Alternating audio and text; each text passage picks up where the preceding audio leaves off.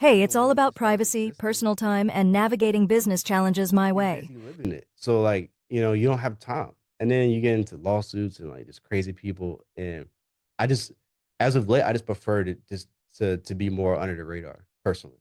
Yeah. Because everything that it comes with, like being out open, it's not to me, it's just not worth it. I didn't like it in track either. I just never my peers would do more of that. And I just didn't like it. Yeah, I think I remember here where like Will Smith said one time that he had to allocate like $4 or $5 million a year just on lawyers to deal with people suing him for like crazy bullshit things.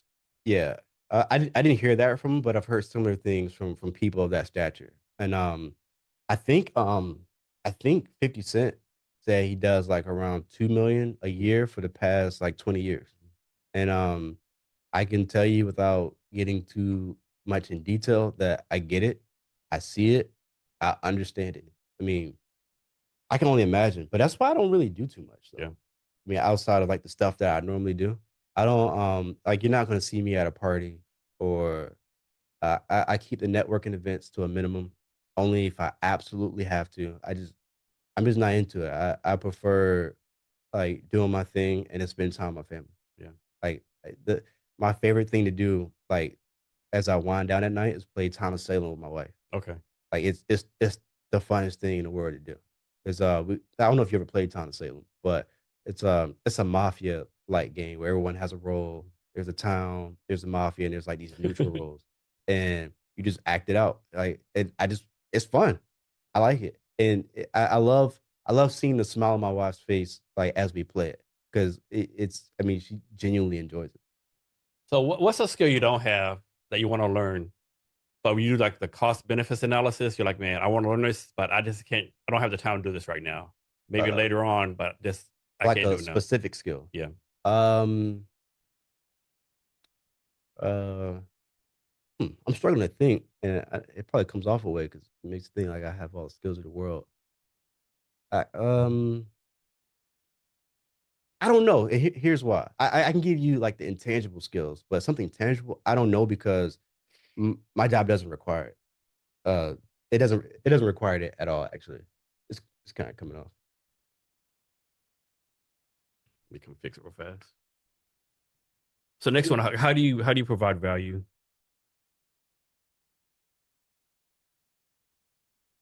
There you go. Cool. Right. Sorry about that. No worries. What was that? How do you provide value? Um, so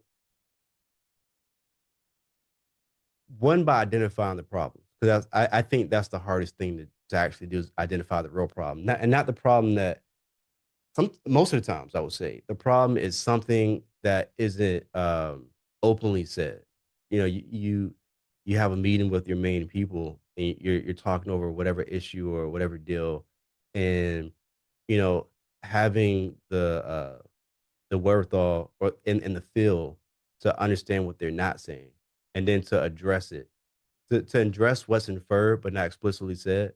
I think to go back to the other question first, that's the biggest I think that value that I have to give, to be quite honest with you. And then kind of find it. So my job is to be like is to be the orchestrator.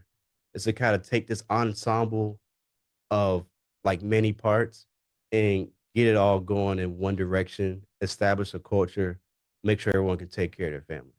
Um, but it's very much easier said than done because I mean you're dealing with randomness and you can't bottle something. I mean your job as CEO is to bottle randomness and to uh, kind of have it take the form that you want it to and to move in a direction that everyone agrees with. Uh, and I would say that my ability to do that is the biggest thing I have to offer to the company. Because if not, I mean, everyone there can. I mean, they can sound off numbers faster than me. They could do probably most things, most things.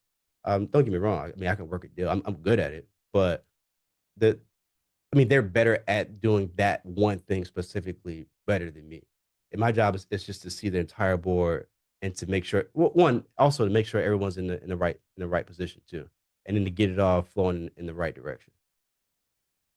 So like, don't talk specifics, like generalities. Like, how does a company use yours to get money, right? Is like they get referred to you, or like they have to do an application process? Like, how does all that work? Like, how do we find out about Yeah, what? like suppose like ABC Towing wants to do a $20 million debt equity to expand their franchise across the Southeast United States. Yeah. So 70% of our book of business is through referrals, and then the other 30% is through, it's called advertising means, or means of advertising.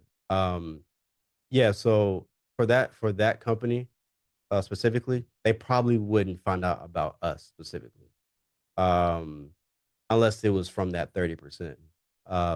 Because then for them to find out about us, they would have to already know someone that knows someone. Okay. Um, yeah, so not that we wouldn't work with a company like that. It probably wouldn't happen because they just wouldn't know about it because most of our business is through referrals. Um, and then so I mean we'll have a consultation call with them to figure out who they are, what they have done, and what they're doing today. Discuss some options for them. Then they'll follow a know your customer form, and then we'll tell them what we think we'll be able to do, and then we take it from there. I mean, we the biggest benefit I believe that we have over a company that has been doing this for over 100 years is that we have the ability to be more personal and kind of just relate to them more, and have more of a human element. Because if you're a boutique, or not even a boutique, but just a smaller company than the giants, that's what you have to rely on because they can't do that because they have too much scale. They can try to do that. They can do it to a certain degree, but it's the one thing that you can go deeper on because you just have more space and opportunity to do it. So what's the time like when a company first comes to you? Is the time like you get the money with the 6 months, 3 months, or is that okay, obviously? I guess that depends each time, right? It does depend. I would say on average right now is about 6 months, Okay. which is taken longer over the past 2 years or so. And Okay. that's only because of markets.